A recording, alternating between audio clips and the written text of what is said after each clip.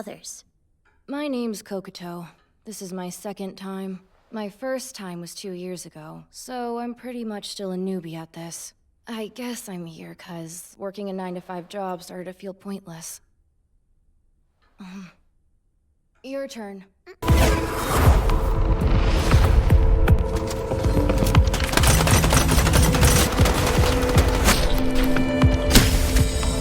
One cannot escape from the shackles of destiny. Are you all ready to face the challenge? Want to pass through me? You have to pay the price. No armor strong enough for this.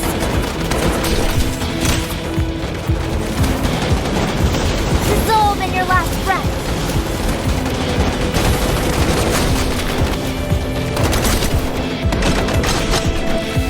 My snail is breasted and ready.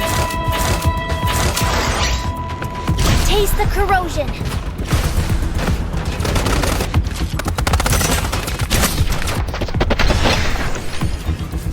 It's okay.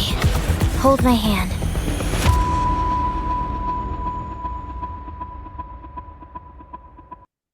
Hello. Hey, Sky, how are you? I'm good, and you? Great. Yeah, it's been a long day. I was eating brunch with my parents, and I had to take me a quick little nap right quick. That So, sounds fine. It's totally fine. I would probably do the same thing. Yeah, I like had a fun night last night too, so like I went to bed late and I also took a nap like earlier too. So, uh, yeah. you didn't do too much, did you? No, no, no. Well, how's your day going?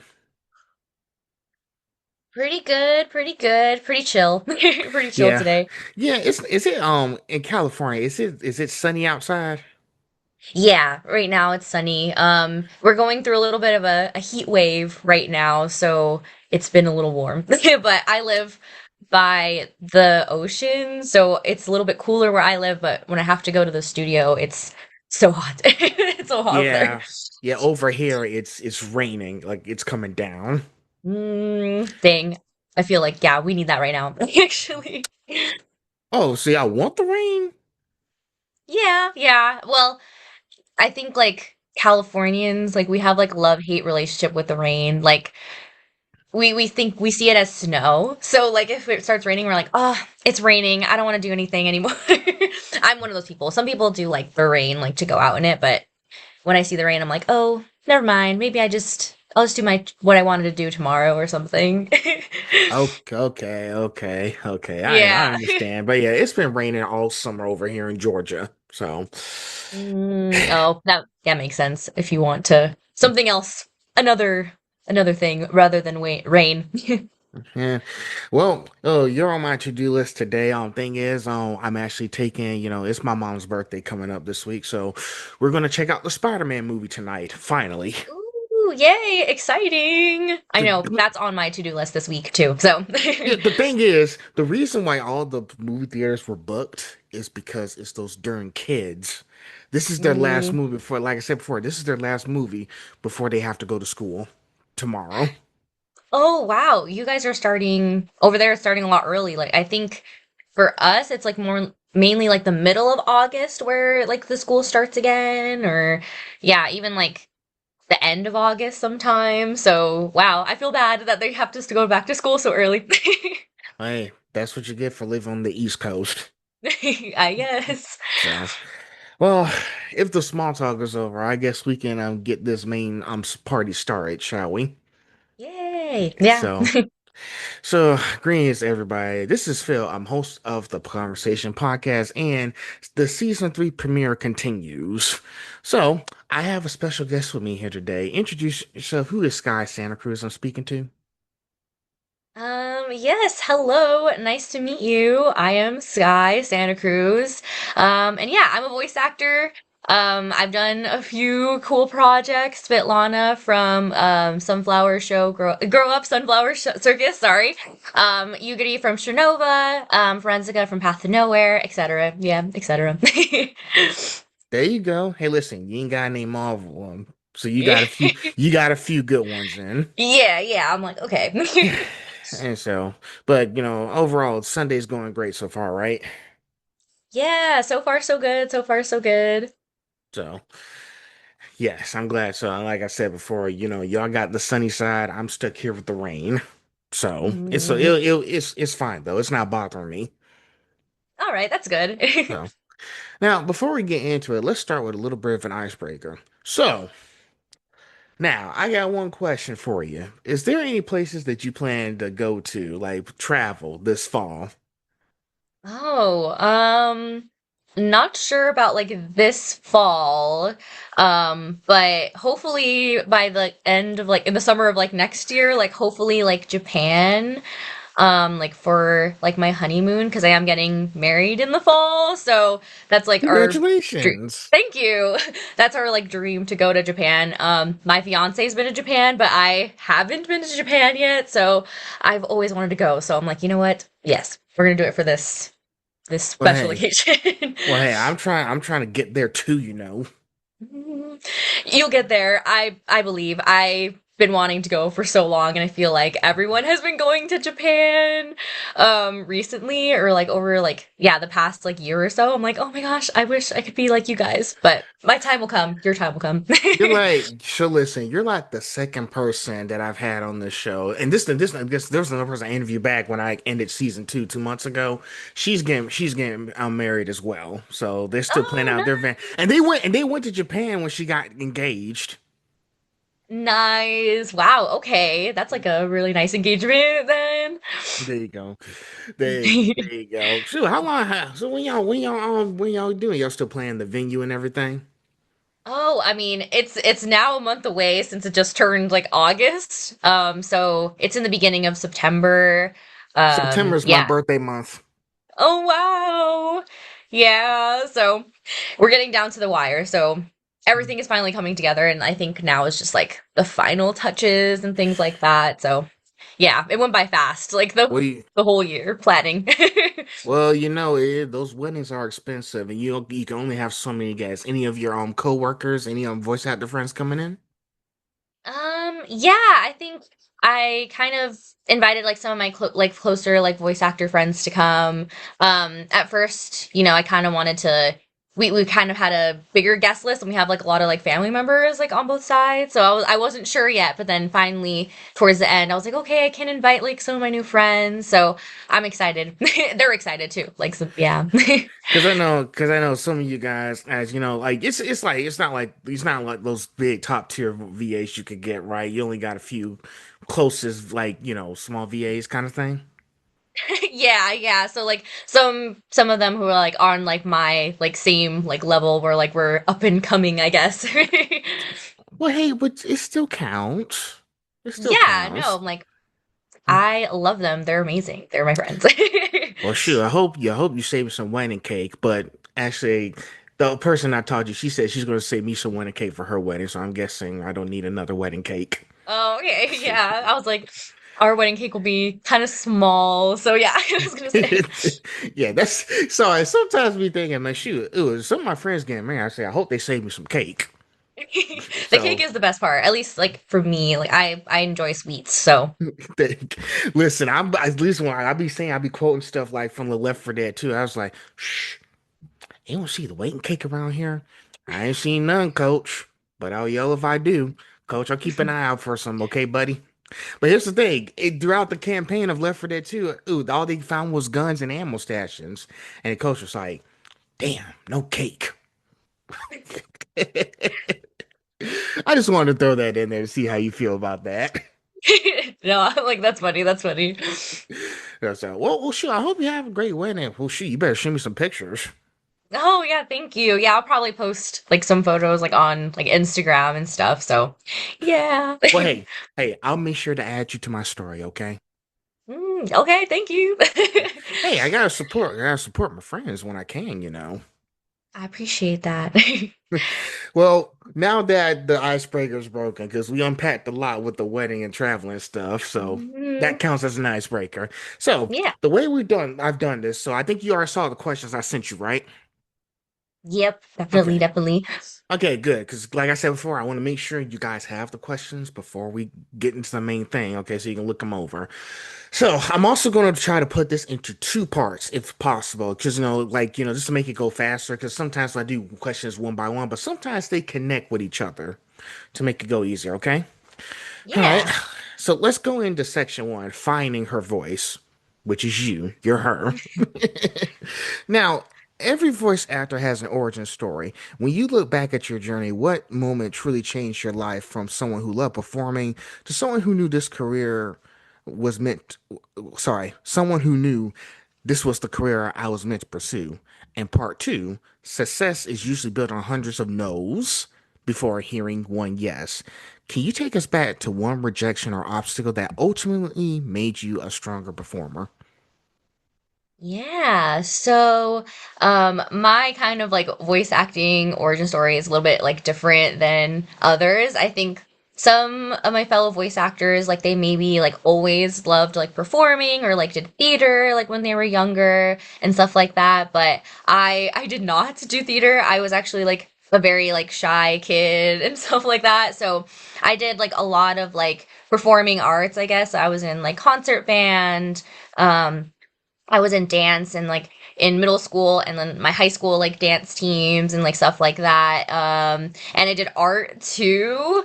And it wasn't until later in my life, when I met my fiance, that he was a voice actor first. And I always loved like video games, like anime and like, also like voice actors too. Like I would watch like panels of my favorite like series and like like Q&As that they would do. And it just never clicked for me that I could do that until I saw somebody doing it, which was my fiance. And then I started to give it a try. Like he took a break and he hasn't like gone back to it, but I kept going. So like I remember just doing the first like audition like ever. It was like on Casting Call Club. And like from then I was like, oh my gosh, like this is so fun. I love doing this. I want to, keep auditioning for things and like figuring out more on like how to be a voice actor, right? So going online, looking at classes, integrating myself into the community, kind of like seeing everything. So yeah, that's like that part for sure. And then I think like going back to like rejections, I think there's like so many times like as a voice actor that you experience rejections. And I think looking back now, there was like one in particular where I really wanted like to be a part of like this game. And then now I don't think the game ever came out or anything, which is really funny now because I really wanted to be a part of it and I kept auditioning and auditioning and auditioning. And then eventually I did get to be like part of the project, right? But now like looking back at it, it's like, oh, like well, I don't even think anyone got to like hear my voice in it. So now when I kind of like think about like rejection and I do get rejected for a thing I really wanted, which still happens.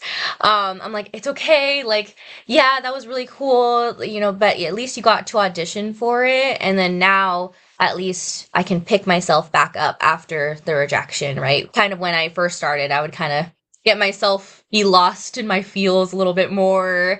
Cause, I didn't have a lot of other roles when I was like starting out to look back on and be like, okay, but look at all the other stuff that you've done. So now it's easier now to be like, all right, you did lose out on that role, but look at how far you come so far. And like, you just came out with like all this other stuff. So it's fine. You're going to be fine. And there's going to be a lot of cooler projects that come your way. Yeah. That is amazing.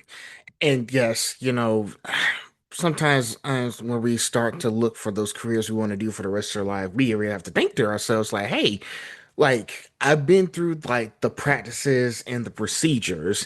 And listen, Sky, I know it's not easy doing something new. I know it's not. And mostly you have to deal with all those like, because here's the thing, like in this industry or whatever career, like you guys are consistently pumping out content for stuff for people to enjoy. And listen, it's not going to stop. It's going to be a never-ending thing. Like, shoot, they still producing all these things here, and I'm looking at all these trailers, doing analysis and stuff. And sometimes we have to think to ourselves like, hey, do I really want to do this kind of thing? Like I've been trying like so hard getting to where I need to be. And of course you heard the term imposter syndrome, right? Yeah. Yes. Definitely. Yeah. Gee, you know it all too well. So yeah, I will say this. Sometimes it can be like, positive. It could be a positive outcome.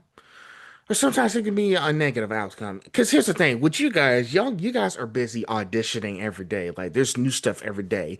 And in your mind, you have to think, well, shoot, I got to make sure I'm doing something every day so I can make sure I have this role. Because at the end of the day, you guys are just trying to live. If you see where I'm going with this, Yeah, yeah. so yeah, it's just depending on how you make it to be. It determines as if you're going to enjoy doing this field or not. And there are some projects that maybe you just like. Have you? Well, let me ask you this. Can I ask you a question? Yeah, of course. Is there is there one project that you didn't like doing before? Like it wasn't your cup of tea? I feel like maybe, but I feel like if I didn't have a connection to it, then I feel like eventually I would have just like left. And I think now, like from that experience, I've kind of learned like, oh, really? Like audition for things that you really want to be a part of, right? Hmm. And I think the main issue for me with like that past project, and it's happened to a few projects, right? Where they just never get off the ground, if that makes sense. And like I'm someone who wants to be able to have a portfolio of my work and be able to like showcase, everything that I have to offer, like acting wise and my skills. So I think it was just mainly like that kind of part. And there wasn't really a sure way answer of when it was going to come out. And that's not where I wanted to be, if that Mm. makes sense. Yeah, I know some things do take time, right? But at least from other projects where I've been on, like they've been pretty like proactive in their process and they have like timelines and now it is going to come out, right? Like so, and like I've seen the storyboards for it or like the actual like animatic and like stuff like that. So, I feel like a lot more comfortable staying there because they had a whole team ready to go and they really wanted to finish that project. So, yeah. Well, and guess what? I'll say, and guess what? I learned this from my grandmother. Okay, there are some things in life we don't want to do, but we have to do it. And who knows? And who knows if you do something that listen, sometimes when places like LA or Texas do pump out stuff that you don't really like, but you have to do it, you may end up liking it in the end. You never know. Yeah, yeah, I feel like that too. Like when with things that you are kind of new to trying, like you're not sure like if you're gonna like it or not. I think like that with like my day job too. Like I was like a tutor like in college and like stuff like that, and I just didn't think I was gonna like that sort of thing. And then I ended up liking it, and I did like helping people, write their papers or looking at papers, like reading papers for English and like stuff like that. So yeah, I think like it really depends on like your perspective too. Like you can end up liking something in the end. Yeah. And there's other saying, there's no saying. Choose a job that you love if you never have to work a single day in your life. Yes. I love that saying. There you go. And guess what? You seem to enjoying it. So to you, you don't see it as work. You see it as, something you enjoy doing. Yeah, definitely. Like that's how I feel like going into a session sometimes. I'm like, even though like, I have to like drive to it or whatever, I'm like, but it's okay because I'm like, I'm doing something that I was like working towards for so long. So Yeah. that makes me happy in the end. I'm like, you know what? I don't care about traffic anymore. There It's you fine. go. There Yeah, you go.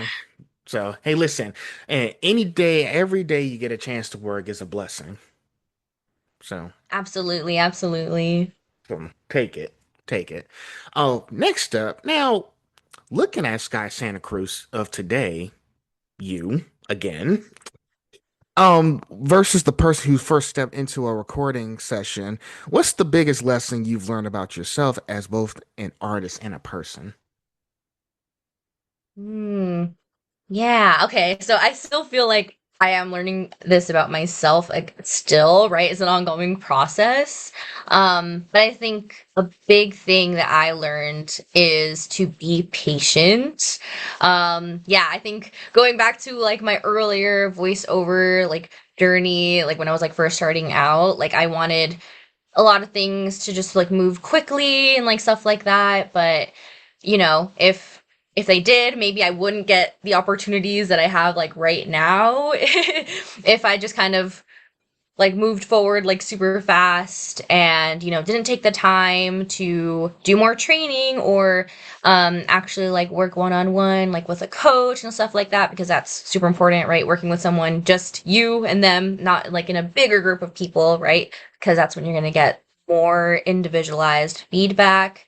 And I think it is so true. So like going back to like my younger self, like starting out, I would be like, be patient. I know you don't want to hear that you have to be patient, but it is true. And like it is something that I have to remind myself now as well too, like to be patient on the journey and how, things are gonna come your way, they'll move the way that they're gonna move.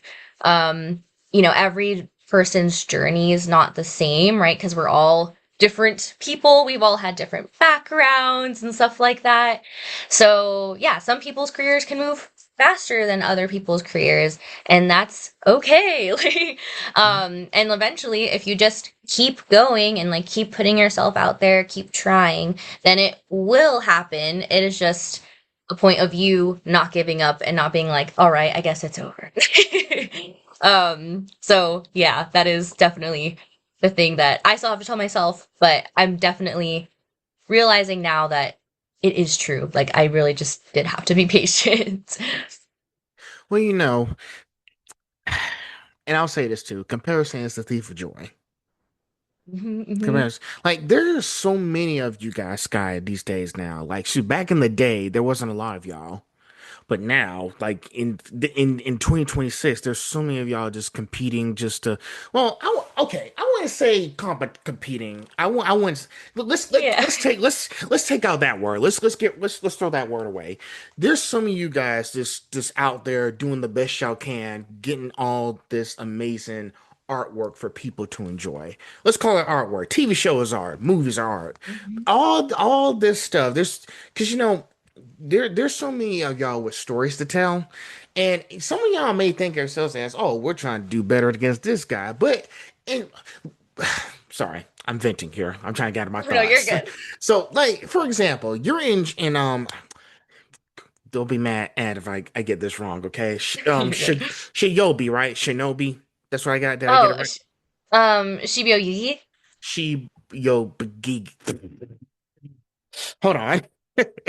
Sorry. I'm trying to get it right. She It's yo okay. The last name, their English name is also like really, really long, so it's kind of like either or. You're kind of struggling how to Oh learn how to gosh. say Sorry. it. So Shiobi. Shiobi. I got it. Yes, I got it. Okay, Shiobi. Yeah. Shibu Shibyo Yugi. Shibio Yugi. Shibio Yugi. Yeah. Got it. I got it now. You're in this show with some pretty high profile guests. Morgan Berry, Carol Buckland, Kaylee Mills. Was there another person in there that I'm not aware of? I think that's pretty much it. Yeah, yeah. Listen, you as a person who's like, you just starting out, right? I think how many years have you done this now? 5 years now. Yeah. 5 years. Okay, so you're with you're in a group that's done this for like 10 plus years now. So instead of pay attention to like what they done, their backgrounds, you guys are in here and you guys are all after the same thing. We're here to make this show and let people enjoy. And guess what? That's what some of these VAs are starting to understand. Like it's not all about, oh well, he's better than me. I can't do this kind of thing. No, you can't think like again, comparison's the thief of joy. You can't think like that. End of the day, you guys are people. You guys are trying to live and you guys are trying to make these amazing stories. That's all y'all trying to do. Hmm, hmm. So sorry, I didn't know if you're going to respond to that kind of thing. I didn't know if you had a Oh response. no, like, yeah, no, I just think that that's so true. Like, yeah, like we're all just like working towards the same thing. And it is kind of hard, right? Because we are all like, applying for the same role basically. And it really is kind of, who fits the role the best. And like, now that I've auditioned for stuff and I see who like gets the role, I'm like, oh my gosh, no, like that was like the best choice for the role, right? Because it sounds like so perfect. And there's like a lot of like care that casting directors like put into the shows, right? To get the vision of like the studio, and to match like the Japanese essence and like stuff like that. So, yeah, it really is like, the person who's like the best suited for the role, right? It doesn't mean anything bad about the other people who auditioned. It's just the right fit for it. Mhm. And I think what I've had to learn over the last year, we can't listen, even you guys, listen, even though you guys are still starting out, we can't underestimate the people who are just starting in the beginning. Ever Hmm. since I started talking to you guys, like I don't see y'all as voice actors anymore. I see y'all as people just trying to be successful in life. That's all y'all trying to do. Like shoot, I've been to a few cons, as you saw on my Instagram page. I've been to a few conventions. I've talked with these guys about certain things about life in general as well when they got time, and you know but that's the whole point. Like going to these things, interacting with your fellow VAs and everything. Ask them, hey, let's talk about this sort of thing that's going on. Sometimes you just gotta find, even with your directors too. You just gotta make sure you find common ground, just to have those kind of discussions as well. Yeah, yeah. Like, I think as someone who grew up like being a fan and like things like that, and I think like once you kind of step into the shoes of the role of like someone that you've been like looking up to, like for a teacher as an example, right? Like I remember like there was a point in my life when, I saw like teachers as like above like everything, but at the end of the day, they were just people. So like voice actors too, I'm like now that I'm like doing this more, I'm like, wait, I'm just a little guy. Like I'm just a guy, doing voices in my booth and I do anime, so I do video games. Like and yeah. So that is so true. I'm glad that you see that because I think that's super important to remember. At the end of the day, we are people and we have feelings as well and all that kind of stuff. Yeah. So yeah, that's a really good thing to like learn. Yeah. Yeah, and And to know. some of the, it's a listen. In high school, I was all in for the entertainment, but listen, I'm 25. I'm about to be 26 next month. So it's I get to a certain age where it's like I instead of just seeing you guys, because back then I just wanted to see you guys just talk, get your signatures and autographs. But now I'm a person who just wants to sit down and just talk to y'all one on one. Listen, Mm. it's part of growing up. Kayla Timshev, right? She came to me, I talked to her earlier this year, and she was saying, you're a human being, dude. That's the point of growing up. Yeah, yeah, that is so true. There you go. So, sorry if I preached a long time there. I just want to get all my thoughts out and see what No, you no, think. you're good. You're good. All right. Last question, and then we'll be at your favorite section. Okay, deep dives. Okay. So now, when directors cast Sky Santacruz, you again, what do you hope they immediately recognize about you that makes you different from everyone else walking into that audition? Um, oh my gosh. Well, I guess something is that I'm like ready to work, I guess, and like give it my best kind of shot. I think, yeah, like I'm not afraid to like take off my sweater if I need to and like put it down because I'm like that's bothering me. And like stuff like that. So I try to pride myself on like being ready to work as well and then also like match the vibes of like the director because every director that you're working with is going to be a little bit different. So I kind of also pride myself on like being able to like match the vibes of the room. So if like, the director is like wanting to like chat a little bit more with me, then we'll chat a little bit more, like have some good laughs. Or, if it's more of a time crunch, then I'm like, all right, I'm ready to try my best to give you that give you that like a perfect read in a couple of takes. We'll do this, we'll get to work. And yeah, and I guess like also like being kind like is a huge like thing like for me and respectful. yeah, that's like a big thing that I want to do, right? Be nice, be that I was nice to work with and things like that. Um, yeah, those are pretty much what I got there. Yeah, and like I said, and you know, and this is what goes back to I want to sorry. This goes back to what I was saying. When you do these things, you got to find common ground with your directors. You know, talk to them, have questions ready, and you know, listen. And like you said, every director's going to be different. The atmosphere is going to be different too, not just Mhm. them. So you just got to be prepared for what's going to come next. Yeah, yeah, and like that's something that I really had to like learn how to do like a lot like better, right? That everything's like different, every person is different.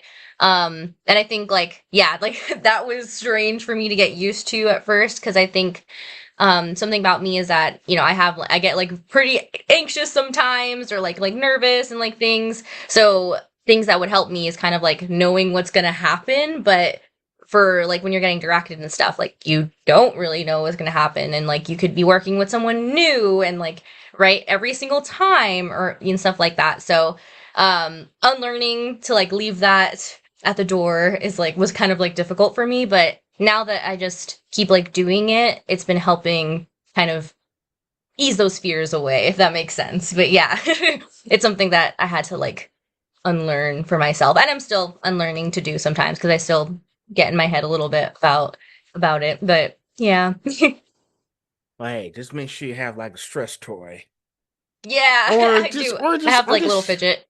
or just say a quick prayer before you go in there. That makes sense. Yeah, There you go. or deep breaths. Deep breaths, these breaths. It's gonna work out. And I think, and listen, from the way I've been seeing your work, you're doing a good job. So you Oh, have thank a you. so you I don't think you have any problems. I appreciate that. So well, it's time for section two, the deep dives. So and I put in a few characters, so it's gonna be good, okay? All right. So let's start with Yugiri from Strinovia. So, Mm. let's see. Yugiri carries a unique presence every time she appears on the screen. Now, beyond the dialogue, what emotional truths were you trying to communicate through your performance? Yeah. So, for Yugiri, right, we as like voice actors, we normally, unless like the casting director or like the director gives us more information, like basically like what we get in the audition is kind of like the same or what the player of the game like knows about the characters, like that's pretty much what we know as well. So in like the specs, she was like raised in a lab, like a laboratory, and then eventually like escapes from it and like joins the you know the place where like Strinova takes place with like all like the other agents and like things like that, super string agents. So I kind of wanted to like in her voice to reflect what it would sound like, you know, growing up in a lab like with not many friends, right? The people that you're interacting with are adults and like scientists and stuff like that. So yeah, she's not going to be bubbly and like outgoing, right? Because, you know, she's been sheltered like her whole life, and like a lot of the adults in her life have probably brought danger to her. So, you know, kind of more of like a breathy type of voice, quieter, like shy, like a little meek and stuff like that. It's kind of what I was going for to kind of embody her past, um, in the game. Well, again, you got to make sure and be like, hey, how can I put my personality into this character I'm doing? And you Mm. know, and I know, I mean, also, I will. Okay, well, let me ask you another question. Did you have time to research too, or no? You didn't have time to research on her. I think after I got the role, I think she wasn't actually a character that came out yet. So I did research on Strinova as like the game and like the other characters and like stuff like that and like what it was about beforehand. But since Yugiri was going to be the new character, she hadn't been released yet. There wasn't anything out. I think, since it was originally in like a Chinese game, so I think the Chinese game was ahead of the American version, so there was like Okay. a little bit of information about her. I'm like, it's been a while that I don't remember if it was before I did like the session or not that I saw the stuff, or if it was after. Sometimes I like after the session, I'm like, is there any updates on like when this character will come out? And I like search the web. So I'm like trying to see that, but yeah, there also wasn't like too much out there about it yet. If it was before my session or something, I feel like I maybe did the research afterwards. If once there were more information coming out. Okay, okay. Yeah, because I know with everybody, you guys have deadlines, and if there's not enough time to research, then we just gonna have to try to wing it a little bit. Just Yeah. ready to go. Because you know, listen, and this as again, sometimes you have time, sometimes you don't. Some of you guys over there in Texas or California will have time to do a little bit of research, read the manga first, or go online and read what the game is all about. Pretty much, you know yeah, it's you guys have just it's all about deadlines, and if you have time to see if you can get as much done before you get in. Listen, there's nothing wrong with there's no such thing as too well prepared. No Yeah, such thing as that. definitely. So I'm like someone who likes preparing too. So if I can prepare, I will try to prepare. But yeah, most of the time, there isn't really anything online yet about the thing, or you don't know. They could have changed like the names of the characters a little bit, or the title of the show is a little bit different. So yeah, it's like all kind of like a gamble, or like you kind of just have to be ready for anything. But as soon as like for me, if I got the role and like I'm gonna be like working with the character a little bit more, like I want to do some more research on them, like if it's gonna be a lasting character, if there's information like that out there, right? Because there's anime without manga that exists too, so it's like, true. oh well. Yeah, yeah. And just to make sure I understand, Shrinovia is a game, right? Or is it a Oh is yeah, it it's a game. okay? And how good is it? Is it on the App Store or Xbox? Where is it on? Which one is on? I think it's on Steam still. I remember like they were trying to get it on mobile for a while, but I don't know if they are, but I know it was for free on Steam like for like PC. And I don't know if on other one consoles if it's out yet, but yeah. I've heard it is pretty fun from what I've seen. My fiance has like played a little and I watched some playthroughs. It looks cool to me. Sky. What is you guys' obsession with Steam? I'm not I don't blaming you, know. but seriously, like, come on now. I mean, sorry, I'm just like, why y'all obsessed with Steam? I have no idea. I have no idea.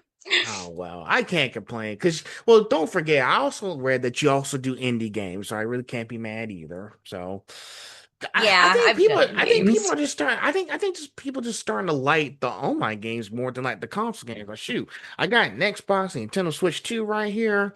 By the way, I just got the new Halo game, so Mm. there's that. And plus, I also pre-ordered Gears of War E Day. I've been looking at some of the graphics on YouTube. It's really ooh, realistic. Mm. It's really realistic. But yeah, but going back to that, so yeah, so yeah, looking at like all those Steam and those games. So you say your fiance's played the games and it looks really good, right? Because I'm like, listen, every time when I talk to you guys, I want to be able to try out these new shows or games that y'all got going on. So, but I'm saying maybe I need to hear it from them first. Yeah, I don't know. You can watch a trailer or something or see some like playthrough to see if you would like it. But yeah, before you download it. But So I think it's still free to download, so that's another thing. there you go. Well, let's go into the next one. I should have made this into a two-part question, but I didn't. I got too sidetracked. Now, every character leaves something behind with the actor. After spending so much time with Yugiri, what part of her has stayed with you long after the recording sessions ended? Yeah, so I would say like that voice type, like that I always say like once I get like on a groove of like a certain voice type for a while, so like for a couple months, like I'll get cast for a particular voice type, and then like for the next one it'll be like that other voice type and like stuff like that. So like they kind of flip flop. So I think Yugiri's voice type, like I always like practiced it, right? Like or like trained with it. And then that was like the first major character that I got, and also like, big recording session that I had gotten. So like I had to like learn like how to, if I could prolong that for like 3 hours for a recording session. And it showed me that I could, right? So I was like, all right, so this really is a character type that I can have in my wheelhouse. So, when I got to do another audition for Mandelbrot Hall. I play Iris in it for the pilot that's coming out like in this fall. And that was like a couple years ago. And like that voice type, I kind of was like, all right, well, what if she's also kind of sounds like this, but maybe a little bit like more like emotionless, right? But so I think Yugiri kind of taught me like I can do that voice type and I can keep auditioning and I can know that I'm going to be able to sustain it and it's going to be a character that I can do officially, right? So it gave me like the confidence that this was a character type that I can actually do and I can say that I'm good at. Yeah. Well, hey, you seem to make it work after looking at some of those trailers I saw last night. So I had to listen to the trailer and listen to your voice. I was like, yeah, she did that thing. She killed it. Thank you. Thank you. So, and I know, like I said before, you just got to make sure you got to match, the vocal box into those Mm. games that you're doing. And yeah, it's not an easy task to do. You probably have to spend hours to get it right. If it's not right, the people are not gonna like it. Yeah, yeah. And like a lot of the times like basically if you kind of are working with like the client too, like they're there to kind of see and the casting director, right? There's like the casting director and the client and like I'm working with the casting director, but the client is also listening in. So they're there to kind of make sure that, we're matching Strinova, like the character, right? So like if the director is like, oh yeah, like that sounds great, but the client will be like, oh, well, actually, I think like it's leaning into another character or something. So like, can we do that again? Right? So they can hear it if it doesn't kind of match what they're looking for. So yeah, you have to kind of be like ready to be able to switch back into that if you kind of slip out of it a little bit. Um, yeah. Wow, that's amazing. I've been saying this as before. For why don't they do any bloopers or behind the scenes of what's going on in those studios? They do it with all the other stuff when they do like there's the movies and everything and TV shows. Why don't they do behind the scenes so we can see some funny moments? I'm just saying it could be Yeah. possible. Yeah, I don't know if you remember, but like I feel like back in the day for anime, they did that more, like with Full Metal Alchemist, like Brotherhood and like Ouran High School Host Club, like those like blooper, like behind the scenes, like those are like some of my favorite like memories as a kid. I used to like love those. They need to bring So that back. yeah, I feel like that would be fun, but I guess now because anime is so much more popular and like studios are now on like a time crunch because they're working on so many shows. Because if you think about it, back in the day, like we had to wait so long for a dub, it'd literally be like a year after the Japanese came out. And now I feel like new fans are so lucky, right? Because you just have to wait a day, or sometimes it comes out on the same day as the Japanese. So there's no waiting anymore. So yeah, I guess I feel like maybe it has to do with like the time, like management stuff of like the studios, but and maybe for video games, like the client is like worried about things get leaked or something, or I don't know, but yeah, but that would be fun. There are some stuff where I was like, oh man, like in the booth where I'm like, oopsies, like a vocal slip or something. I got you. Yeah. True. And Scott, I know you have to do that, like make sure, like, not just for video games and plus with shows, because I know with so many shows come out, you're probably gonna start being in more shows now. So it's coming up and you gotta make sure you match the voice type of all those characters that you do. Same thing, like sometimes you have to switch to video games and sometimes you have to switch back to shows. Yeah, yeah. It is kind of crazy sometimes. But thankfully, what I really liked about like working on these shows, like that immediately, like the first thing you do, like before you start recording, is that they play back like your original like audition file or like your vocal ref. So you can like make sure like you're in the voice like, before actually starting. So I'm like that really helps. Yeah, because sometimes like at least like when I was starting out like in like the indie space, like I'd have to listen to it like by myself a billion times. I'm like, okay, like maybe make sure like playing on my computer, like I'm like, does that sound right? To make sure I was like matching it. So now it's like really cool that for the shows they like want to make sure that you're in the voice for sure before you start recording. And it's nice that I have someone to help me do that now and I don't have to do it for myself. Hey, you gotta make sure you have a good support system. So, Yeah, yeah. so well, we're out of that. Let's go on to the next character, okay? Mhm. Ashlyn from School Bus Graveyard. Now, School Bus Graveyard lives in a world filled with fear, uncertainty, and survival. Now, how did you balance portraying Ashlyn's vulnerability while making sure her strength still shine through?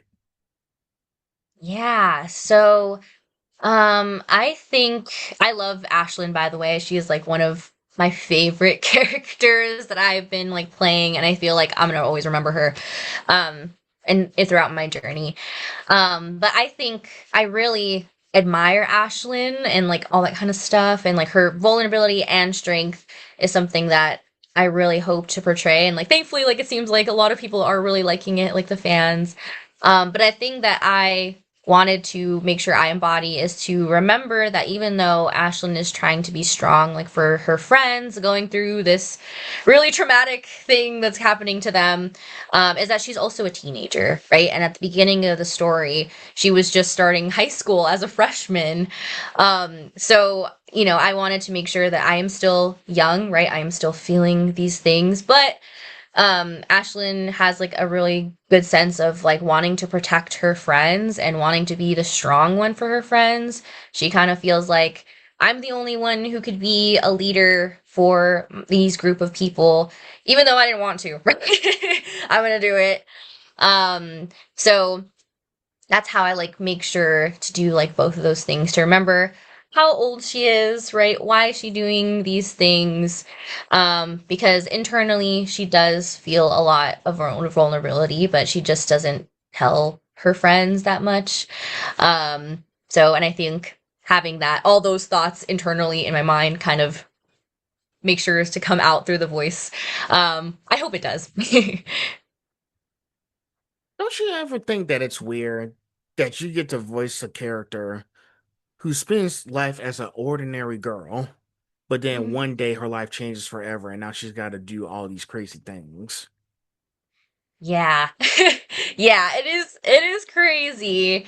Um like I can't imagine like actually going through that in real life, like something traumatic, right? Like what I would do, but I feel like at least like she has like her friend group and that they're all going through this together.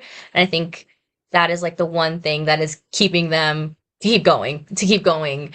Eventually like revealing it to like their parents too, that now that there's like adult figures who are also looking out for them and knowing that the phantom realm is real, phantoms are real, things like that, is also like a big thing. But yeah, like I think it is crazy to delve into that world for sure. I don't know what I would do if I was Ashlyn. I admire Ashlyn so much. I don't know if I would be able to do what she's doing, but I certainly would try. But yeah. Wow, it's amazing stuff. Well, it seems like, and this is a show, right? Yeah. It's a webtoon, so Webtoon, yeah, webtoon like there's series. like yeah, webtoon series and webtoon started working with like this company called Storyco to kind of turn their web comics into animated shorts. So right, so each chapter now is like can be animated and da, da, da, da. I think we're pretty close to getting to releasing all of them. Almost all of them are released, and season 3 is coming out this fall. So I'm super excited for that to play Ashlyn again. It just got like announced, and all the fans were asking Me too now. Like, do you know when season 3 is coming? I'm like, I do not know. I don't know, guys.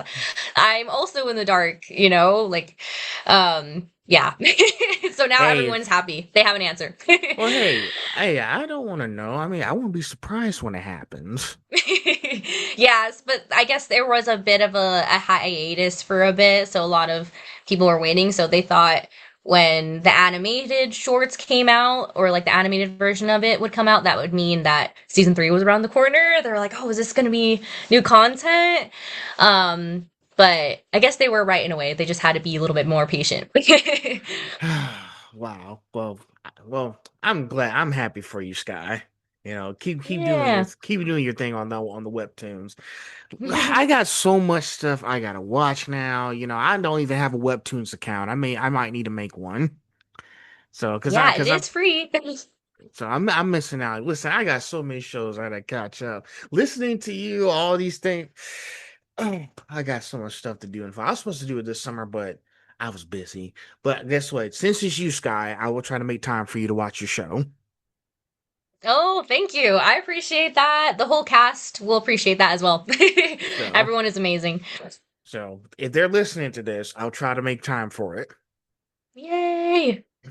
So, well, it's time for the next one. Let's see if correct me if I get this wrong. Okay, it's about Shiboyugi.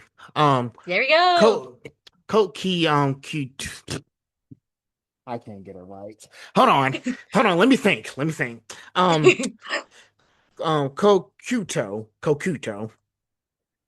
Did I get it right? Kokutō. Kokutō. Okay, Kokutō from Shiboyugi. Kokutō exists in an incredibly high stakes environment. Now, what was the biggest challenge in making those intense moments feel authentic instead of simply dramatic? Yeah. I think like my method is a little bit like method acting. I really like delve into like the character, the world, and like the moment. At least I try my best to, right? Because in anime, you definitely do have to do that, right? Because everything is happening so fast. Right after the fourth imaginary beep, that's you after listening to Japanese.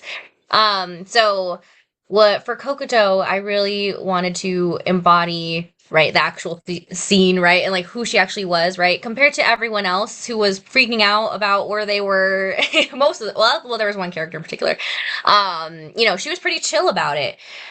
She kind of was prideful, right, because this is her second time playing the game, so she's like, oh my gosh, like this is going to be a piece of cake and you guys should be listening to me because I survived this one time. Yeah, so I know probably what's going to happen, right? She does not, she should have not been so prideful about that. Right, because the main character Yuki has like I think it was like in her 40s or 60th game and like playing like these death games and things like that. So for the character, like from what they told me about her, she was really chill about it. She's just a normal kind of person in this world. So that's what I kind of wanted to portray, right? She's not freaking out about the situation because she's done it before. So I hoped that was what came across, right? So someone chill, feels like they know what they're doing and that no demise is coming to them. So that obliviousness is also what I wanted to show too. So yeah. Okay, that's great. Yeah, I've heard a few things about it ever since they announced the show and the cast. Now, correct. Now, let's see. Correct me if I'm wrong, but these guys are all maids too, right? Housemaids. Yeah, so the first episode, I guess like throughout the series, like they are in like a different room with like different girls, right? And basically like it's like Squid Games. So there's Oh, people like monitoring like all the girls, right? And yes, it is a death game, right? There's only one victor or two victors at the end of like each round. And I guess like for some, like, it could be less. I think in the end, like it'll say like, oh, like they're in in the first episode, they were like, oh yeah, like there can only be like these many people on this elevator or something like that. So I haven't completed the entire like series, so I'm not sure if it's like each round is one victor or if it's like two or if it's a couple. So I can't like tell you all about that, but It's basically, fine. It's yeah, fine. like yeah. But basically like yeah, the main plot is like different every episode. So each time like you get like a new round of girls except for Yuki, the main character, who is, you know, being the one winner every single time because she's been doing this for a while. So, yeah. Oh man, that sounds interesting. Like Squid Game? Yeah, Like, pretty much kind of like Squid Game. That's oh, what when I would explain it as to people to kind of get it, and they're like, "All right," but with just girls, pretty much, just all the players are girls. oh my gosh. So pretty much somebody's got to sacrifice themselves so others can live, right? Or somebody, kind of thing. Have I got that right? Yeah, kind of, and I think it Oh, also kind of plays with like the themes of like, all right, like, do you keep your humanity or do you know for your own survival, do you someone else oh take shoot. out someone else to survive? So Well, it kind of plays on those kind of themes too. I hate to break it to you, Sky, but shoot, if someone's got to be sacrificed, I'm gonna be like, well, hey, somebody got to live to go tell the story. Somebody got to live to go tell the story. That's what I'd be like to listen. The reason why I'm saying that when I hear stuff like that, like stuff like SHIBOYUGI, Squid Games, and all that stuff, there's this game that I used to play. I don't play anymore. Back for Blood. There's this thing called the hag, and if you starve the hag, it's gonna come and eat you and run off with you in the stomach, which is kind of Oh, scary. And I was like, and I was telling, I was guess what? I left my uncle to be eating my hag. I was saying, you ain't gonna come save me. Sorry, somebody got to live to go tell the story.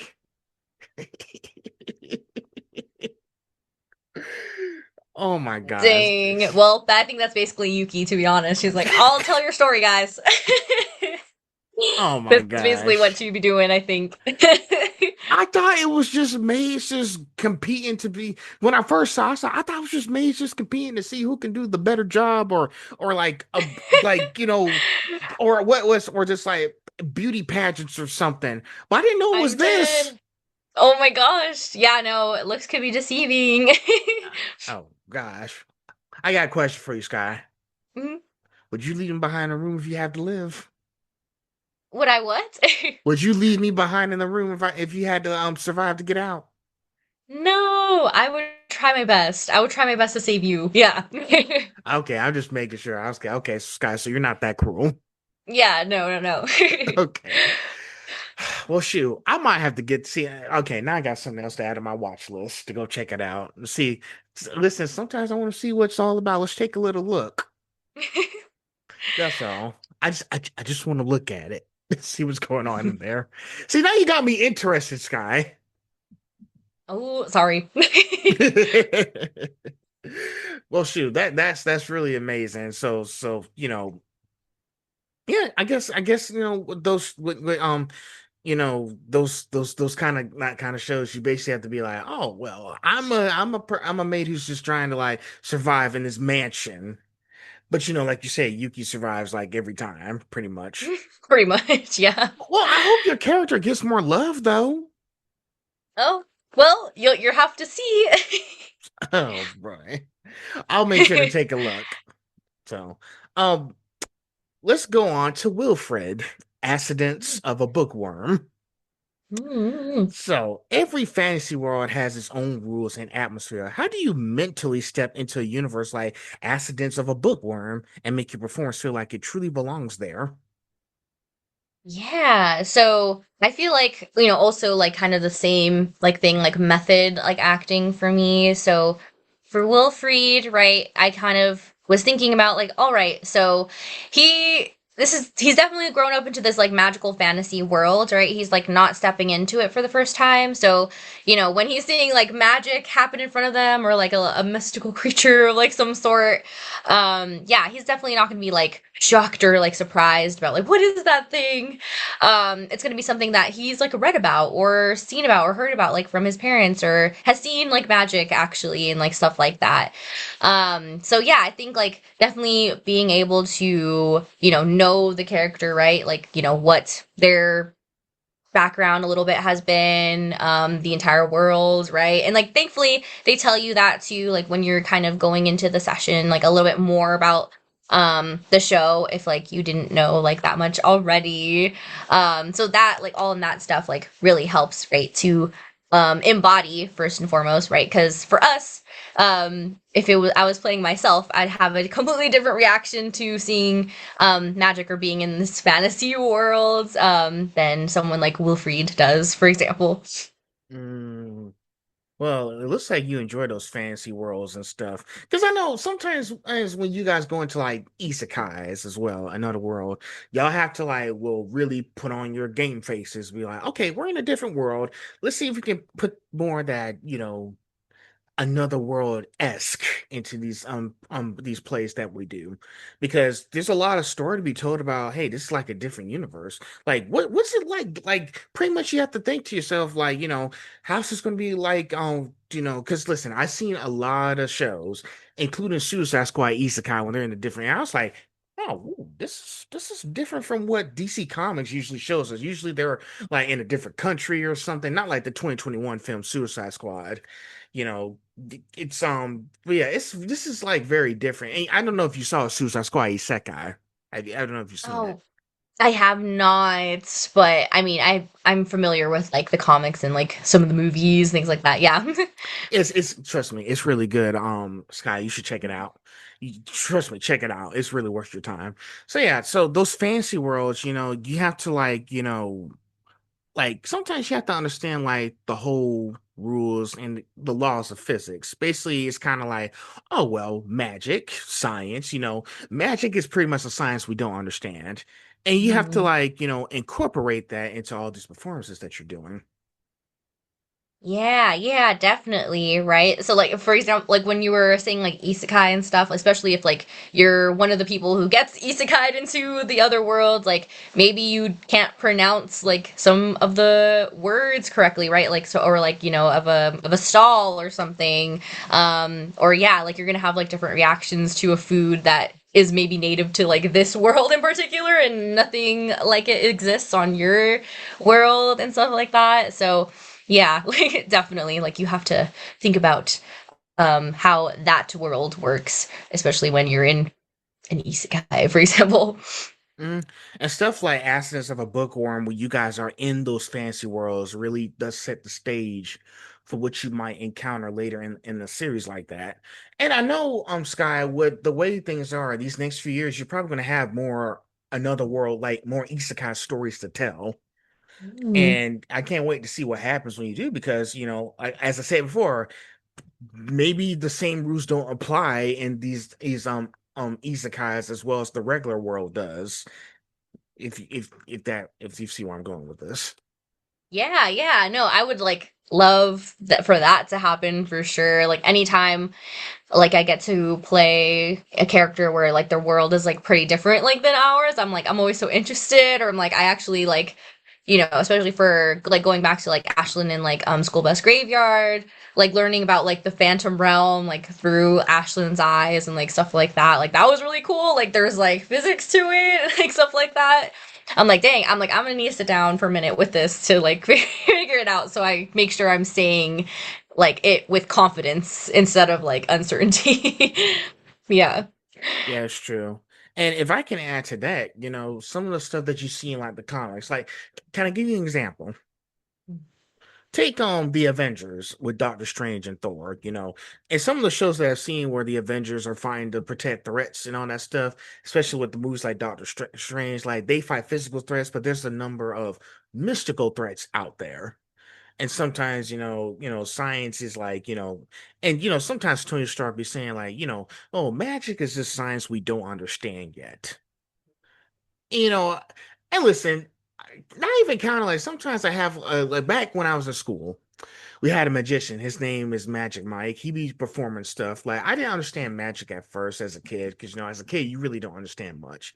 But growing up as an adult, like I sometimes I like to do research on these things. I like, just poking around, putting on my detective hat, see I can like find any information, trying to understand like is magic really a science we don't understand, or is it something like completely different from what we know now? And it's the same thing with you guys doing these other world shows. Like, oh well, shoot! Like, what's the secret behind the magical stuff that we see these days? Because I think it's really just science. I'm not sure. Maybe I need to keep doing some research, but I just wanted to know your thoughts on that. No, yeah, like I think that is like super cool, and I feel like a lot of like people who do create like their own worlds, like they do have like their own rules like for their worlds and stuff like that. So no, I just think that's interesting that you want to like look into that more, right? Because some people like I can just take things at blanket value instead of wanting to have interest or like learn more about it. So I think that's really cool. Hey, listen. On my days off, sometimes I just want to do research on things. Yeah, that's good. That's like a good like hobby to have, figure out stuff. Listen, when it gets loud throughout the week, one of my days off, I just kind of just relax and feel like, I need to go.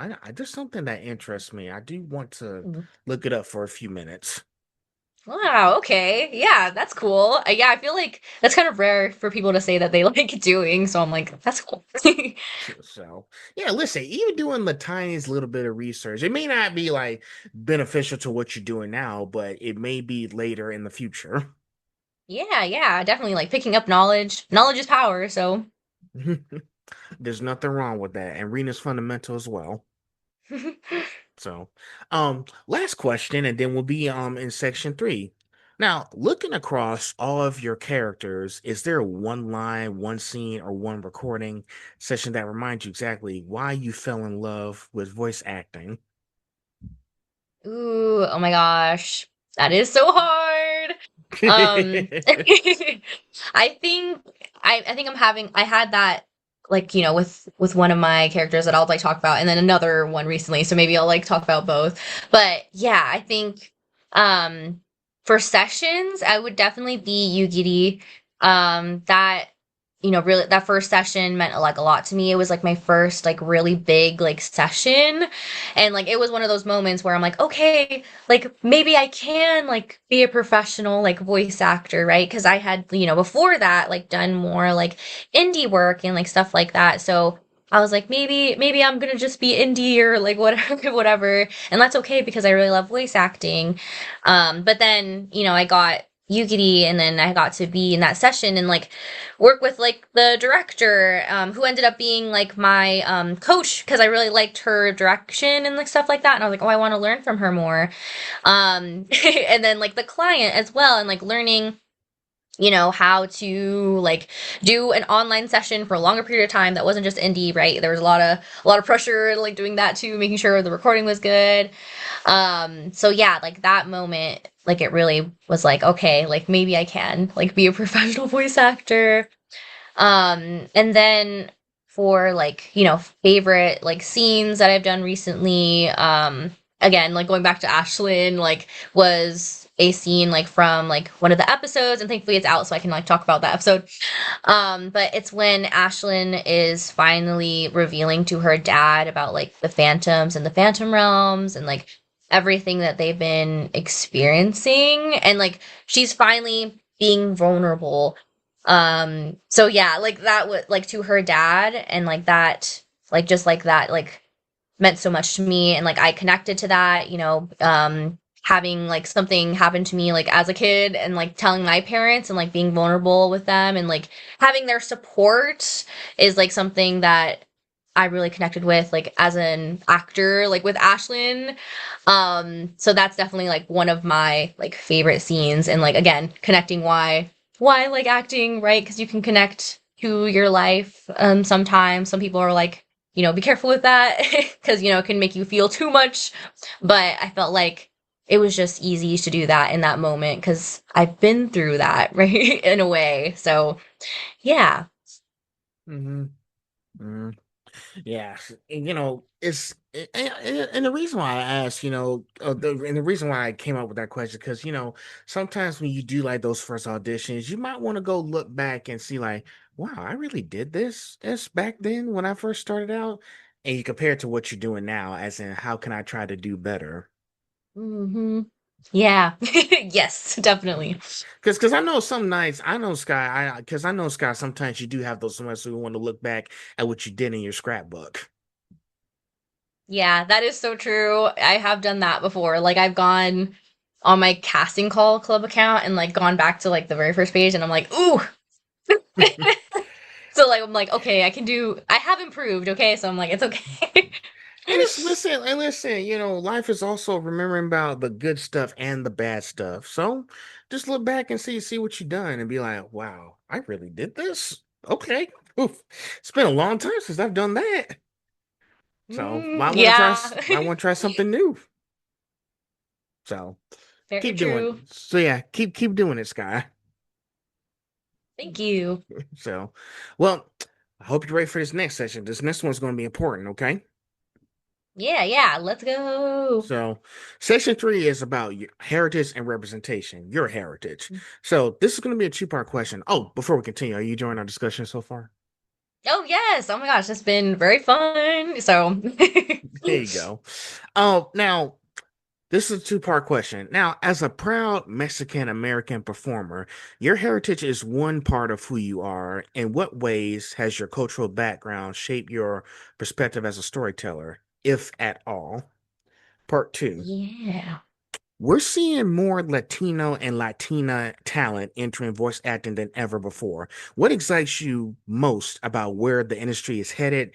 What work still remains? Yeah, so I think thankfully like I've like thought about this in like the past and I think I've finally like made that connection and I like love that I can make this connection now. But my grandpa actually was a huge like storyteller like growing up. And I've always loved stories, right? And I think I only made this connection like after he passed. But I'm sorry. yeah, no worries. Like thank you so much. But I think like he was like a big reason why like I love stories because he really knew how to get your attention and he was always about like all the details and like stuff like that. And like a lot of his stories were about like growing up in Mexico, why he came to America, right? Like for his family, he's like for you and like stuff like that. And I think that didn't really like connect to me that much until like after like later on like kind of recently. So I think like that storytelling like aspect is something that I like carry into like voice acting too because we are telling a story, right, in all these different characters, all these different worlds. Um and like so yeah, that's like definitely like one part of it.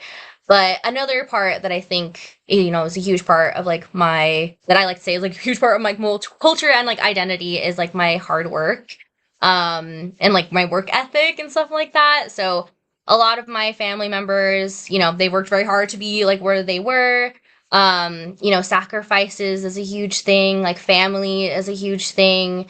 And like a lot of my family members, like they were very talented in their own ways and like they had like dreams of like for themselves or had to give up their dreams because they had to take care of like a family member or like they had to take on the woman of the house role and stuff like that.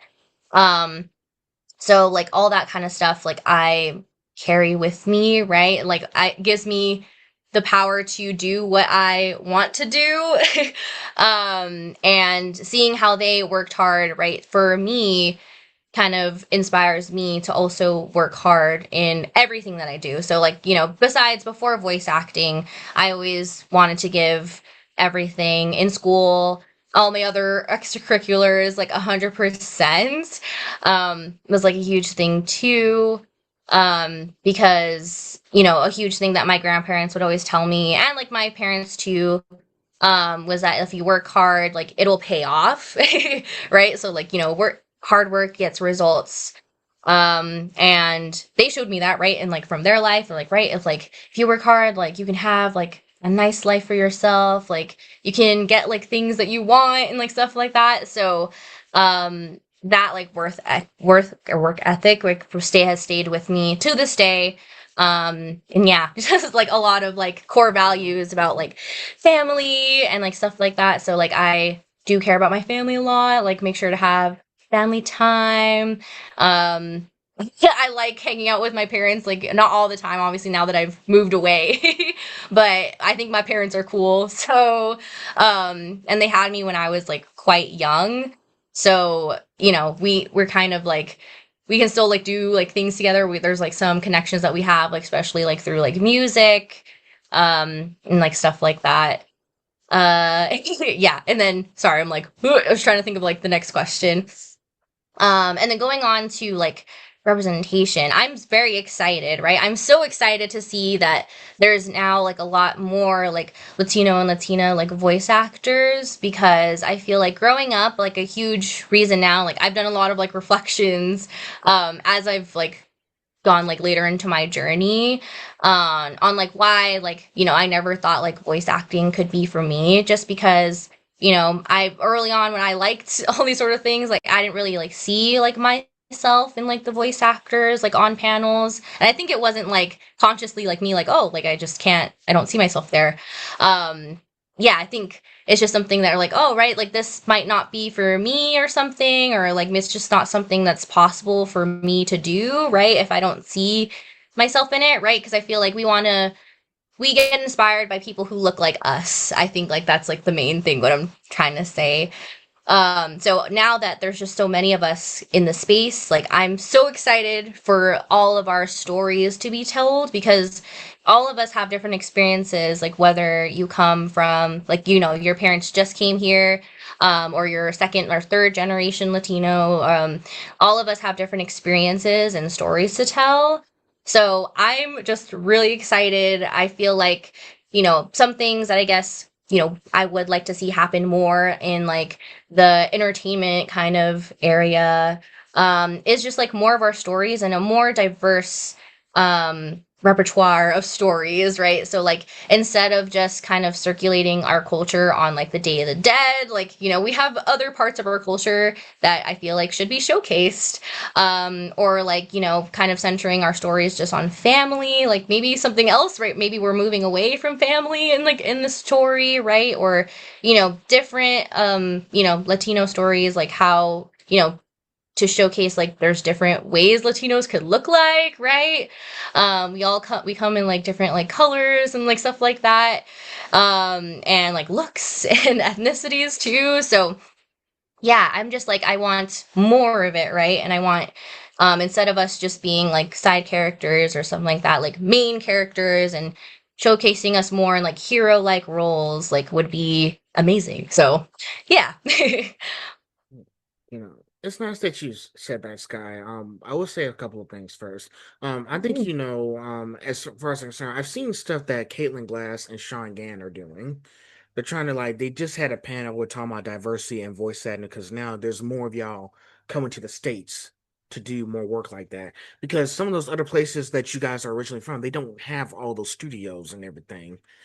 And I want to tell you this also. There was an article that I just saw. I think it was 2 days. Yeah, 2 days ago before I went to work. I think you're familiar with the whole thing with Marvel and Disney. What's going on? There's something that kind of caught my attention, and let me say this, and I think you'll agree with me with this guy. Everybody has opinions, okay? Mhm. Everybody has opinions. So what I saw in that article is that they canceled Wonder Man after one season. And I was trying to figure out why did they cancel Wonder Man? And then when Marvel was going to continue with the whole like Avengers Doomsday, they got rid of Blade, and the person doing Blade eight is they left. He's done because they never they if you guys want to do y'all would have done it by now. But and Yeah. I think and here's the thing, and so, another thing that I also saw it also caught my attention. There seems to be like a growing theme. There seems to be a pattern going on here with a lot of like, and same thing with I want to make sure I stay on you, but I also want to talk about my experience as well by looking at that stuff as too. I want to make sure I'm doing my thing. There has been a pattern of all these lead roles that other races are doing, and somehow they just get scrapped and they don't actually get to do it. And it's like, well, so what's the point of like casting us in these roles if you're just going to cancel us after one season that you never do the movie? We see a lot of that stuff happening, like, with when they announced Avengers Doomsday and they're bringing like, Steve Rogers back, and now they're trying to sideline Anthony Mackie as Captain America. You know, it's it's a lot for me to like really think about. Like I said, sometimes, and you just gotta make sure that you stand on what you believe in. And Mhm. you see, and other thing too is like, stuff like the Princess and the Frog and Soul, like like the Princess Tiana was only in there for like at least a good 30 minutes, and then she was a frog for the rest of the movie. And I was like, huh, I actually thought of that way. I was just watching the movie because I actually enjoyed the movie, but I didn't think hey, Sky, sometimes I have a tendency to skip over, like, no matter how much research and detective work I do, sometimes there's always that one piece that I'm missing here. Mhm. And it's very crucial. And then you got like the 2020 movie with Soul, like, at the beginning, they had like, Joe Garner. He was like a good 30 minutes into the movie, and then for the rest of the movie, he was a spirit. And then the person who was Tina Fey, who did 22, she was Joe Garner. It was a white person as Joe Garner for the rest of the movie. Yeah, there's a lot that I really hadn't had a chance to consider. And so when I brought this question to you, I was like, you think, because I was thinking, Crunchyroll, okay, sure, they had a few ups and downs. They're doing the best they can, trust me. The way I've been hearing Caitlin Glass and Sean on Gang, they've been very genuine with what they're trying to do.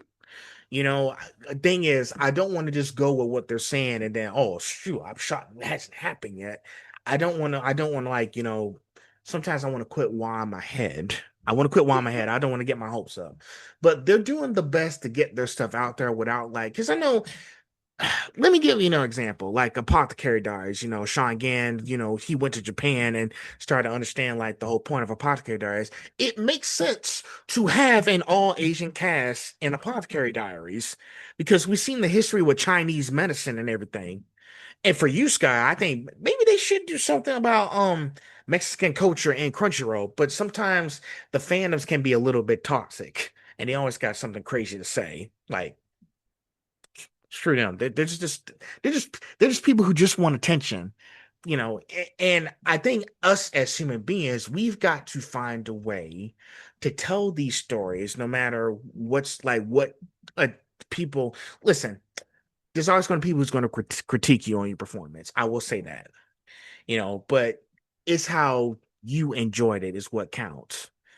But I just want, and I know I kind of rambled on about that situation that I ran into on Friday. But I just wanted to know your thoughts on how things are progressing with that stuff, as far as bringing like more Mexican rules and more like minorities into the voice acting space, so they can have more lead off shows like that. Yeah, honestly, I feel like, if we're not gonna get it with like these bigger like companies and like stuff like that, like I think now's the perfect time to kind of put a light on like more like indie pilots and like stuff like that because they are really talented people, right? Maybe like they stopped working for a bigger studio and now they want to do their own project. So when I see like something that's super interesting, like pilot wise, or like if they're like casting for it, I was like, oh, I want to support this. Or at least if I, don't audition for it because like, they're not doing auditions or something, I'll retweet it, right? Because I feel like now it's going to be in our own hands to do it, right? If we can't rely on like, bigger companies to give us that representation, then we should create it for ourselves. And I think, we're starting to like see that. I think there was like this one film, I forgot what it's called, but I guess like it didn't get greenlit with DreamWorks, but there was an uproar like from fans who like wanted to see it because it was based on like a Thai like legend, like so yeah, that blew up and now like they found someone to help make it with them, right? Because everyone was like, no, I want to see that. I'm like, I wanted to see that too. I remember also being sad because I was like, that's different. That's new, right? Compared to all the other stuff that we've been getting, right? I feel like a lot of the stories that we're kind of getting, it's not as new. I think there's just stuff that's getting like rebooted, or like, I don't know, it's like the third movie of it instead. But I think what people really want, and I wish that, the bigger companies would see, is difference and like seeing other people's experiences and something new, right? They want to learn about other things, like, right? Like there's also like K-pop Demon Hunters. They did not think that was going to be successful, but then it did. It was successful, and people were still able to connect with a Korean experience.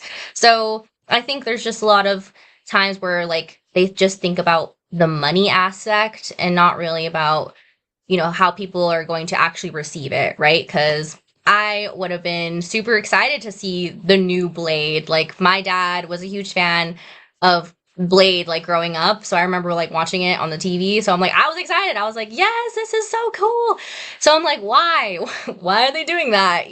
When people want to see it, they want to see themselves be represented on screen, and they should have that chance, like everyone else, right, who has maybe had their chance already. So I feel like maybe the answer, and I wish it didn't have to be this way, right, where now we have to do it ourselves, but is to like support the stories that we want to see, right, especially if they're being made by, an indie studio and like stuff like that. So Yeah, it's still a lot of work that needs to be done. It's not. I will say that it's still going to take time, and I know people are still kicking and dragging their feet this year. Like we're yeah. in 2026, we're in 2026, and they're still kicking and dragging their feet. Like Yeah, it's like like, what's the oh, like? Come on, y'all! Like we want y'all to get with the program, but y'all just pulling us down instead of just hearing us out. But that's a discussion for another day. But the best thing we can do is to like if you want something done right, we gotta do it ourselves. And here's the thing, Sky. You guys out there, you guys are doing the best you can out there. You guys are working with directors who are willing. Caitlin Glass and Sean Gann, you are working with these people to make them understand. Hey, we want to try to put more culture into these shows. Just spend more time. And I know you don't see him in person like that, but 'cause I do have plans to ask Caitlin about that stuff when I get a chance to bring her on here, so we can talk more about diversity, because that's really a crucial thing. And that's the whole thing too. I'm not just talking about you guys' journey of voice. I'm also talking about y'all heritage and what y'all plans to make amazing stuff for people, because there's so many people, diverse people out there who wants to be like, hey, I can be this person without no backlash. And it's still backlash going on today, because I was like, "Ugh." Yeah, you get it. yeah. So we'll see what happens. Next up is another two-part question. Okay. Now, growing up, did you see people who looked or sounded like you represented in animation and games? If not, how has that influenced the way you approach your own career today? And part two, imagine a young Mexican American kid right now watches this interview and dreams of following in your footsteps. What's the one piece of advice you hope they never forget? Yeah, so I would say, like, for like the first one, I think I kind of talked about it a little bit in like the previous question. I'm not sure like if, I ever like saw like, other like Latino voice actors like growing up like that much. Like, not that I remember. Again, like maybe I was young, so I just didn't know, or I just didn't do the right research and things, but I just felt I didn't see myself represented, or I didn't know people like were um like my like ethnicity or not like that much. So I feel like it was really rare like when I would see it and I'd be like, oh, okay. But then I feel like, later on, like I feel like maybe like a couple like years ago, I think it started, there was like a shift and things like that. So that really like changed like my perspective, and it kind of helped me like feel more inspired like to keep going, right? Because I saw like these people, these other people of color that got to be really successful and like their careers blew up and all that sort of thing. So I'm like, oh right, like, this is like a new like era of like, diversity and like things like that. So after that I just really felt inspired to like keep going because I saw, now that there's just so many more of us in the community, that, it really helped me, like, not to feel like I wasn't alone, right? Because there's just so many of us now.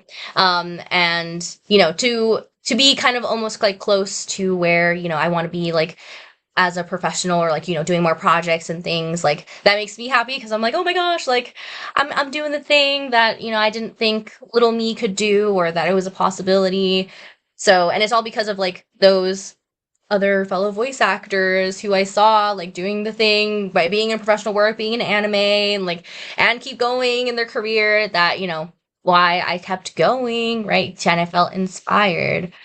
Um, and as for like the second question, I think, a huge thing that I would tell people like who want, who want to follow in my footsteps is to, remember to also do like something for yourself. I think in our culture a lot of the times like sometimes our family is our strength, but sometimes our family is like can be a little bit of a of a little hindrance sometimes because they do want what's best for us, but sometimes like they kind of push us to do what's going to help us be successful or like survive and like things like that. And like sometimes like we kind of want to push back. I know I was like that for sure.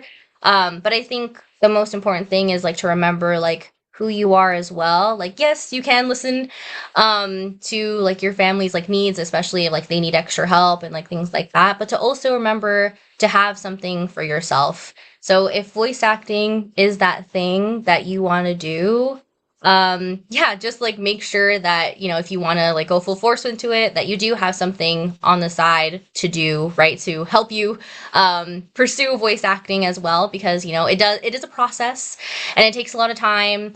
Right. And you have to also prepare yourself and like buy training and like stuff like that. And like that costs like some extra money. So, I would be sure that you have something on the side that you do, and maybe you like two things, right? Like someone like me, like I didn't think I was going to like what I do, but on the side, but I kind of do sometimes, even though I do like voice acting more. But yeah, so I went to I got my bachelor's degree in English, and I have like my master's degree in English because I really liked English growing up. So I was like, you know what? If it all fails, I at least have this, right? But everyone's experience is different, right? If you obviously don't want, if you want to do like acting in school instead, you can do that too. But just, be prepared to also have something else on the side as well. But at the end of the day, my big advice is to remember to do something for yourself too, because we can get lost. In our family responsibilities sometimes. So yeah. You heard Sky. Go listen to her. She's giving y'all some advice here. Go do it. Sorry, I'm speechless. That's enough for that section. That's You're supposed to good, be you're good. that's supposed to be your moment, not mine to be preaching. I already did that from the previous two-part question. So we're getting close to the end.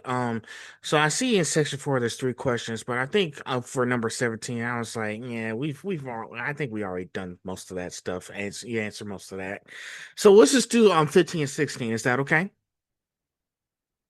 Yeah, sounds good. Okay. So beyond the booth. All right. So here comes the 2-part question. Now, voice acting often means giving life to characters that fans will remember forever. When someone says, Mhm. "Hey, your performance helped me through a difficult time," what does that mean to you personally? And part 2, you're also a singer, if I got this correct, right? You are also a singer and creative artist. Now, how have those different creative outlets influenced the emotions and musicality you bring into your voice acting performances? Mm. Okay, yeah. So I would say for like the first question, oh my gosh, like I think the first time I hear that, that would mean so much to me. Just because I know, like as an anime fan when I was younger, yeah, I always would say like anime like saved me like from like my like dark times that I've had in like my past, like when I was younger. So like people's performances also have like changed my life or like saved my life, and like there's some that I remember to this day. So for me, that would kind of make it all full circle. And then after, I have that interaction, I'd probably like go home and like have like a tear would drop in my eye, or really start crying, and be like, oh my gosh, that meant so much to me to hear, and like all that. Because yeah, like that's kind of like a big reason why I also like to do this, right? I hope that my storytelling or my character or like my acting, can touch people's hearts and resonate with them. So hearing that would mean the world to me, that I, helped someone in some sort of way, because I also like, helping people too. So yeah, that would mean so much. And then as for the second question, yeah, I feel like for like singing in particular, my mom would always say that I could like hum a tune before I could talk when I was little. And I feel like, yeah, I think my first kind of like love was like singing, even though I never like took a professional class or anything or all that sort of stuff like that. I just like love to do it, so I would like sing all the time, sing all my songs, and like yeah, my family would get like kind of annoyed about it. They'd be like, "Please stop singing." um, so when I kind of got into voice acting, I feel like it kind of helps now, and when I think about it, because sometimes you do have to be ready to mimic exactly what you said. And the lines are like, "Ooh, I really like that. We're gonna play it one more time, man. Can you repeat that exactly?" And I'm like, okay. So yeah, and then people have said like, "Oh, like you're really good at like call and repeats and stuff like that." I was like, really? And I think that kind of goes back to like singing and stuff, because I think I would try like just for fun to kind of mimic like the artist's way of singing, or like Disney music from like Aladdin and stuff like that. Or so I think I didn't know that would help me back then, but I guess it has been helping me a little bit. Mm, well, you do have a good voice, so I was gonna. Oh, thank you. And your parents made you stop singing. Why did they make you stop singing? Come Well, I on. mean, it could get annoying after a while, I bet. But I still sing now, so it's okay. Because and since you do sing, have you seen like any like anime openings for shows? Wait, actually, you haven't gotten to that point yet, haven't you? Um, well, because I was thinking if she does sing, she's got to do like some singing for like shows and games, does she? That's what I thought. Yeah, so yeah, no, I haven't like done like an anime opening like yet. Like that'd be like so crazy actually. But I have done like some singing work like for indie projects and stuff. Like I did like a song for like a game trailer. And again, it's like a project that I don't think the trailer is out and you can like watch it on YouTube, but I don't think the game has like finished yet or anything like that. Um and then yeah, so I think I did like two songs for them, and then another song that came out like in the game that was going to come out in the game. And then recently I worked with someone who I had like met from a game jam. And they're actually like a producer like for music and like stuff like that. And they're like, "Hey, like, yeah, I liked your voice acting and like stuff like that. Like, I was wondering, like, do you want to make a song together?" And like they had all the stuff like with already, like they had like the track, and they wrote like the lyrics and like stuff like that. And then I was like, yeah. And then he's like, yeah, like, and then after we're done, like, you can like post it like wherever you want and like stuff like that, to help you and like all that kind of stuff. So I was like, cool. So that was really cool. We were kind of inspired by like Evanescence, and he kind of wanted it to be like a song for like the Devil May Cry, like, I think like the first season or something, like the first episode. So yeah, he kind of like had that inspiration like from that like first part of it. And that was really fun. So, and then we're actually working on another song, I think, like for fun too. So, yeah. Well, shoot, I want to listen to it when you finish. Oh, yeah. Well, there's the first one is on my website too, and then it's on YouTube, but yeah. Oh, shoot. Okay, well, I'll make sure to take a listen to it. Well, you should keep singing more songs. Just so I go back to saying, like, voice acting isn't all that you do. You guys got other careers out there. Yeah, yeah. So, it's funny that you say that, but yeah, I actually finally started like going to see like a singing coach like for the first time like in my life. So, yeah, that's been super fun and like, improving like the skill and like stuff like that. So, yeah. I hope to, one day do like a song for like a bigger game or something. I feel like that would be so cool. But yeah. Well, Sky, I'm just going to sit back and wait, okay? I'll be patient. Thank you. Thank you. I will be patient. Well, we're at the finale now. So let's go ahead and wrap this thing up. So this is gonna be a fun question. I decided, I was thinking about skipping this one. I was like, nah, let's make this memorable for Sky. Now, Okay. imagine every character you voice gathered in one table. Which two would instantly become friends? Which two would clash? And where would Yugiri fit into all of it? Oh my gosh. Um, Funnily enough, I feel like Kokutō and Ashlyn would kind of be the ones that would clash a bit, just because Kokutō is very chill about everything and kind of like laid back, and I think she'd want to be the leader, but Ashlyn would be like, "No, you should not be the leader. I'm gonna be the leader. Like, I don't trust you." Like, so they'd be like fighting over like who gets to be the leader or not. In any situation, maybe it's an escape room or something. um, and then for like friends, it's hard to see like Wilfried. He's like a little. I don't want. Okay, yeah, he is like a little brat sometimes. So I'm like, I don't know if he would be friends with any of my characters. Okay,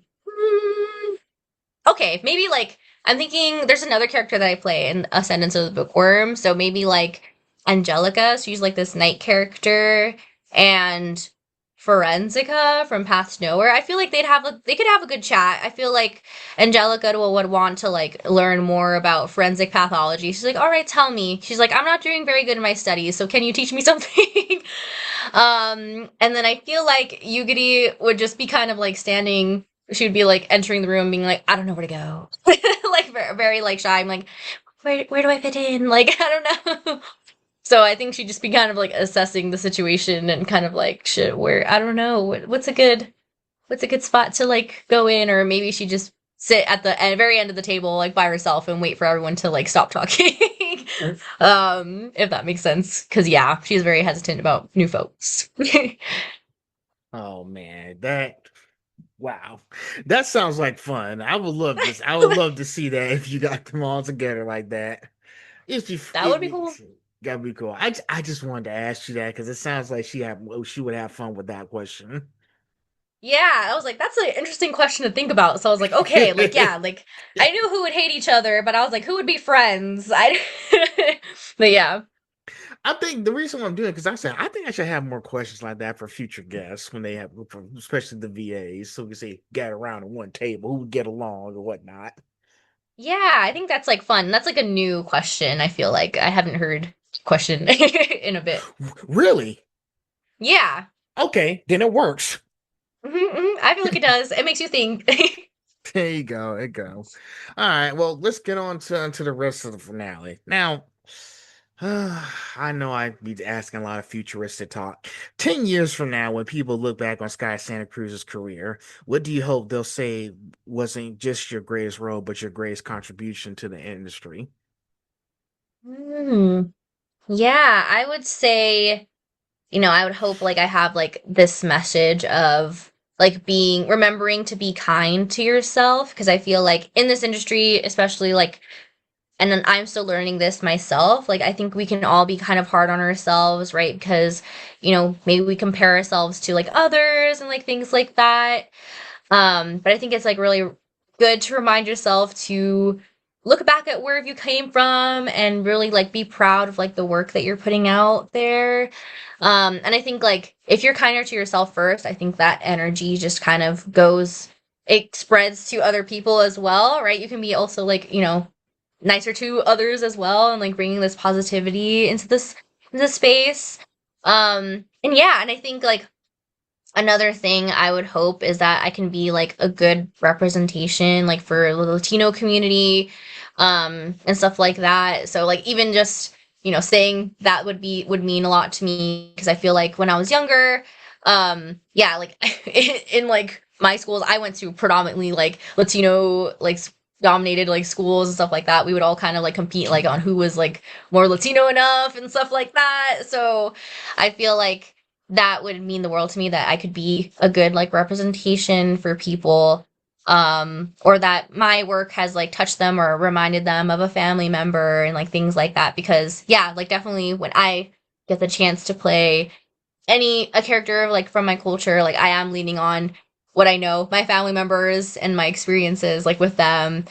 So yeah. Oh, that's amazing. And guess what? I'm gonna be rooting for you guys as well. Keep telling those amazing stories and just keep doing your thing. Thank you. I appreciate that. One last question and then we'll be done. Now, if you could leave our audience with one message about chasing dreams, embracing your identity, and believing in yourself, what would that message be? You probably already know the answer because you said it, but go ahead. Yeah, I feel like it's a common thing, right, that I've been saying, but like, yeah, like remember to be kinder to yourself, right? We all have like times of like where we don't feel our 100% best, but it's best to be kinder to yourself, right? Because like it's just you and yourself against the world sometimes, right? At the end of the day, when you go to sleep, like yeah, you may have significant others and like friends groups, but at the end of the day, like yeah, your kindness starts with like yourself for sure. And definitely, yeah, like I've also said this a lot of times throughout like the podcast, but like be patient, right, for what you want. And like not even like for a voiceover as well, but like patient that things like will work out like eventually, especially if you're putting the effort towards working towards your goal, right? I'm a strong believer that as long as you don't give up, that it will definitely come true. And I'm, a face for that. I was a regular, smegular person as well. Like, I did not think I would be doing this. So yeah, just be patient. Be proud of yourself is another huge thing. Be proud of yourself. I'm sure your younger self would be so proud of you. That's what I also like to think of sometimes. Think back to your younger childhood self. Did you even imagine that you would be doing this? And probably like, no, they would think it would be so cool that you're doing this and making them proud. So, yeah, final words. Hey, it's good advice, good advice. And patience. Patience is a virtue. Slow and steady wins the Mhm. race. Yes, yes. So, well, I think that wraps up everything. I think you enjoyed yourself today, did you not? Yeah, it was such a fun time. It's sweet. Well, I can't wait to see what else you do. I'm really looking forward to it. Thank you. That means so much.